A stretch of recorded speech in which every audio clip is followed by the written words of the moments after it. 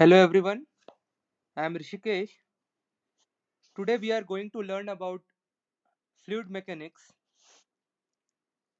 This is a very important subject from exam point of view or any competitive exam point of view. So before going into fluid mechanics, first we'll brush up our basics. Like first we'll study about physical states of matter.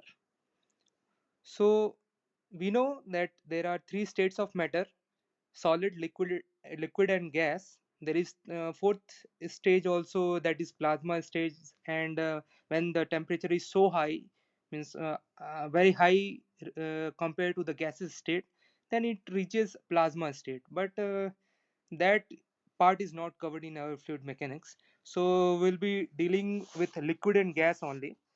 So first we'll see the basics regarding solid, liquid and gas, how we actually differentiate between these three.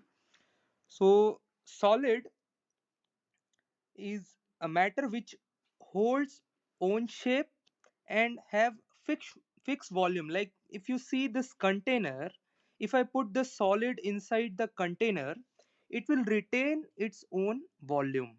Okay, it will retain its own shape and it will retain its own volume. But coming to liquid, the it will take the shape of the container. Here the shape will change, but it will retain its own volume. Fixed volume means it will retain its volume, but it will take the shape of the container. Okay, where in case of solid it was not so. But coming to gas, if you see, it will take the shape of the container and the volume of the container. Okay, it go and fill throughout the volume in whatever container it is, whatever the shape of the container, it will go take the shape of the container and fill the entire volume. Like if I take an example, if I am having a glass of water, okay, so that and it is completely filled, so that water volume is the volume of the glass. Okay, now if I supply heat so that it transform into vapor, what will happen? Will the volume of the vapor is equal to the volume of the glass? No, it will take the volume of the entire room. It will go and fill the entire room. Okay, so by this we understand that the molecules of gas that make up gas fly in all direction. They are far away from each other. If you see, if I compare with solid, in case of solid, this two molecules are nearby, okay, and they will vibrate, but they are not free to move in case of solid. But in case of liquid, they are relatively free to move, okay, compared to solid. Okay, but coming to gas, they are free to move and they will fly, and they will fly in like the intermolecular force is so low in case of gas, that it is so low in case of gas that they are insignificant. We can neglect the intermolecular force between the molecules. In case of gas, it is relatively high in liquid and very high in solids. The molecules are strongly bounded. Okay, so they are not allowed to move freely in space in case of solid, and that makes solid. So now we'll move. Now we have studied the basics of states of matter. Next we'll move ahead to fluid mechanics. So before going into the fluid mechanics, now we'll study what is mechanics. Okay, first we'll see what is mechanics. So mechanics is a physical science that deals with both stationary and moving bodies under the influence of forces. Okay, means there is a body, it may happen that it may move or it may be at rest. Okay, see these things we study in our mechanics part, solid mechanics part. Okay, solid mechanics or basics mechanics. In that what we divide our study, okay, into different categories, so that categories will revise now. So if a body is at rest, it is in rest because some force is acting on that body, and that net force is zero. Okay, so calculation of this force only is study of mechanics. Even if a body is moving, let's say a body is moving, it is moving with the influence of force. Okay, some force is acting on this body and it is moving. That is also, that also comes under this category, mechanics. Okay, so it is physical science that deals with both stationary and moving bodies under the influence of force. Okay, stationary and moving bodies under the influence of force means that force calculation because of which it is stationary or it is moving. So this, now we know about mechanics. Now this mechanics is further divided or categorized into three types, that is rigid body mechanics, deformable body mechanics, and then fluid mechanics, what we are going to study in this present lecture. So first we will see what is rigid body mechanics. In rigid body mechanics, the body is rigid, it will not deform. Okay, rigid body mechanics means if I apply some force to this body will not deform. Okay, like if I see here in deformable body mechanics, this is the initial shape of the body, now it has deformed, it has changed its shape. Okay, but in case of rigid body, the body is rigid, so it will not deform its shape. Instead of that, what will happen, if I apply the force, it will start moving.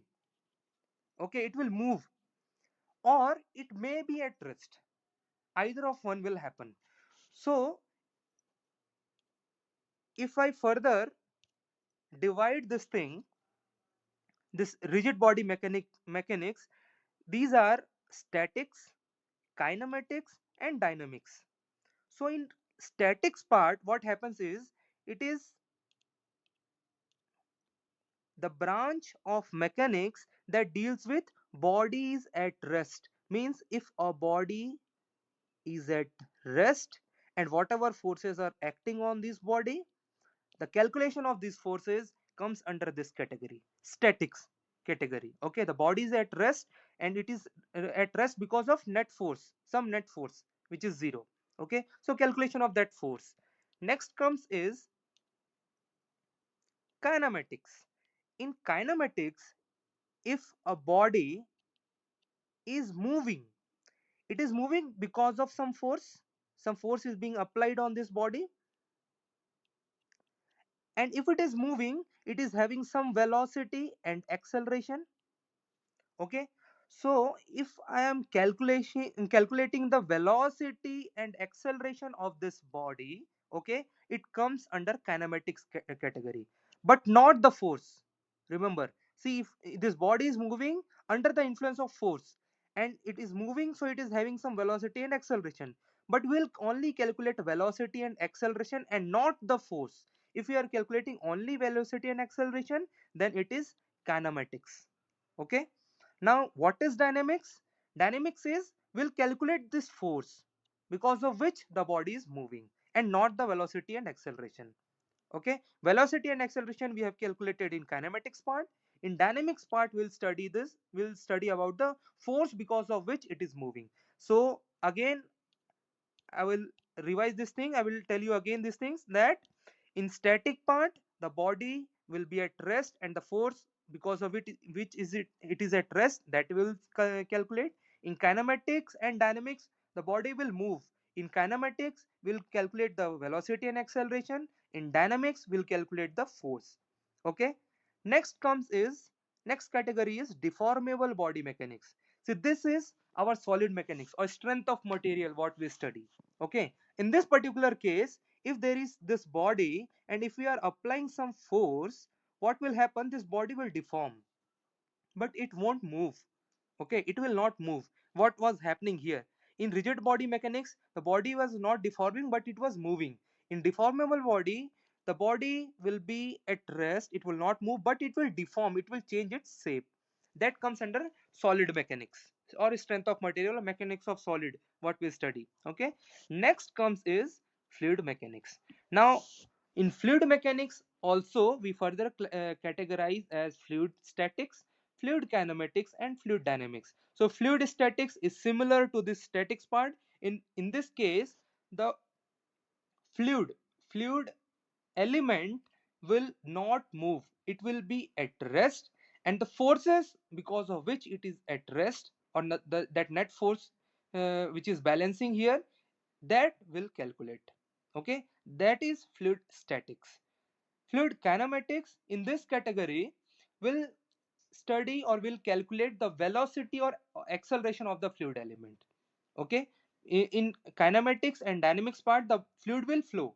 Okay, now fluid is flowing, so it is having velocity and acceleration, and it is flowing because under the influence of force. Okay, so if we are only calculating velocity and acceleration, it comes under fluid kinematics category, and if we are calculating the force because of which it is moving, it comes under the fluid dynamics part.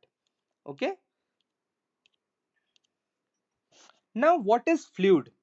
Next, now we know about mechanics part. Okay, now we'll study about what is fluid. So fluid is something which can flow. Okay, it is a some substance, it is a matter, it is a substance which can flow. That is the basic definition. But now fluid can be categorized as liquid and gas. Liquid and gas both are fluid. Okay, so whenever I'm talking about fluid, it may be liquid, it may be gas, but if I am I will concern only about liquid, then I will say or talk about liquid only. Okay, so we should be used to these terms. Okay, we should be very familiar with this liquid, gas, and fluid term. Okay, next we'll move ahead that what actually we are going to study in fluid mechanics. So we will study about fluid statics. Okay, and here it is a study of incompressible fluids under static condition. Okay, now incompressible fluid, that will see later. Now but we know that fluid statics is it is a calculation of force when the fluid is at rest or in static condition. Under this category we are going to study about Pascal's law, pressure measurement devices like manometer, barometer. Okay, then hydrostatic forces on a submerged body, it may be plain body or curved body. And then we'll study about buoyancy. Next we'll study about fluid kinematics. In this particular category we'll study about the velocity and acceleration and pattern of flow like streamline, streak line, path line, like that we'll be studying, and not the force which is causing the motion, and not the force which are causing the motion. So these topics like velocity and acceleration will be covering. Okay, next is okay, and rotation, rate of deformation, and vorticity, circulation, all these things come under fluid kinematics category. Then fluid dynamics, in this case it is it deals with the forces or energy causing the motion. Okay, so under this category we'll be studying about the conservation of mass, which is the continuity equation, then stream function, conservation of momentum, Bernoulli's equation and its application. And then we'll be studying about viscous flow in pipe, that is laminar flow, then laminar boundary layer and turbulent flow. Okay, so now we'll study about the about now slowly we are actually entering into fluid mechanics. Okay, so what is fluid? Fluid is any substance which can flow, that we know. Okay, okay, one more thing I will tell you is that the difference between liquid and gas, which is very important here, is that we know fluid is liquid and gas both. But one more difference is that liquid will form a free surface. If you see here, liquid is forming a free surface. It is very important. Okay, because it is not filling entire volume, no, it will always have a free surface, liquid. But gas is not having a free surface, if you see. Okay, because it is filling entire volume of the container. So this is very important thing, a difference between liquid and gas. Okay, so if we again come back to our this thing, fluid definition. So it is a substance which is capable of flowing. Anything which can, any substance which can flow is a fluid. It it is substance which deforms continuously under subjected when subjected to external shearing force. This is a mathematical definition for fluid. Means, see, what if it is deforming, deformation means flowing. Okay, deformation, if anything is deforming, it is changing its shape. Solid changes shape, it deforms, it changes its shape. Okay, but it does not flow. But when liquid deforms its shape, it will start flowing. Okay, deformation means it is flowing. So this thing we'll see later. Okay, and it will deform under the when it is subjected to external shearing force. Now, fluid can be classified as liquid, gas, and vapor. Okay, liquid, gas, and vapor. This we know. Now, liquid is a substance. Liquid, it is a fluid which possesses a definite and it is incompressible. It forms free surface. So free surface we have already studied now. Now, incompressible in liquid we consider it as incompressible. Okay, now coming to gas. Gas possesses no definite volume and is compressible. So this thing, if we see here, that liquid, if I compress this thing, the volume will not change much here. Okay, the volume of this liquid will not change much. Delta v is will not be much. Okay, so it we consider liquid as incompressible. If we have water in a container and if you want to uh, compress it through piston or something, it will not, the volume will not change much. Not so volume is not changing means it is not compressing. But coming to gas, if I am compressing this, if I am compressing this through some piston by application of force, what will happen? It will compress significantly. Okay, it may happen all gas will contain in this particular part. Okay, so it is compressible. Its volume will change significantly. So this is also a basic difference between liquid and gas.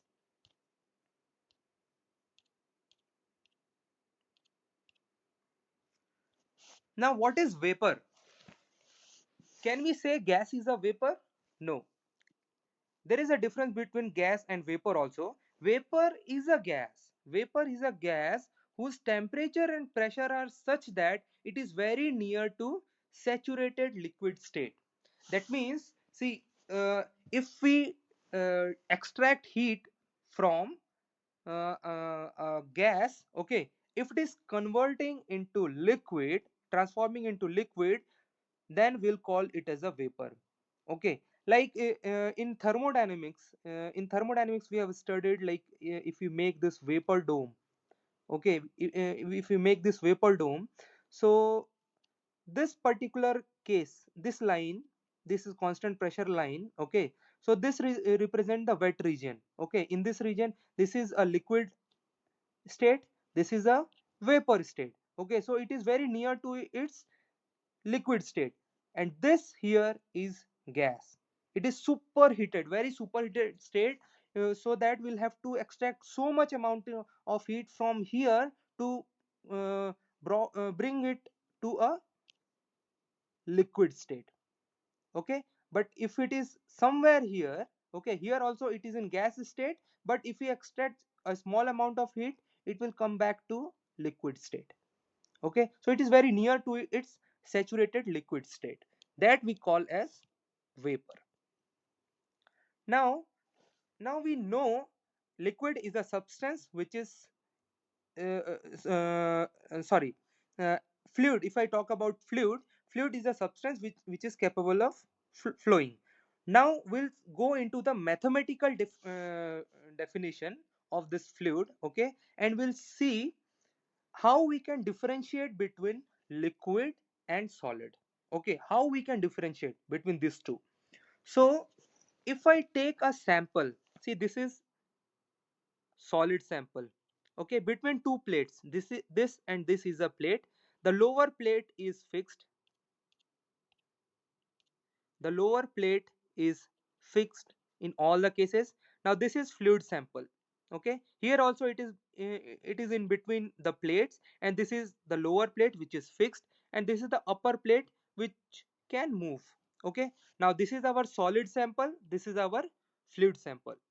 The moment I apply a force here on the upper plate, and this is at time t equals to 0, okay, initially it is in this shape, okay. The moment I apply a force which is a tangential force to this thing, solid sample, okay, what will happen? It will deform. A solid will deform, a liquid will also deform, okay, under this tangential force. Now this is the area of that sample. This represents the area of this solid or fluid sample, okay.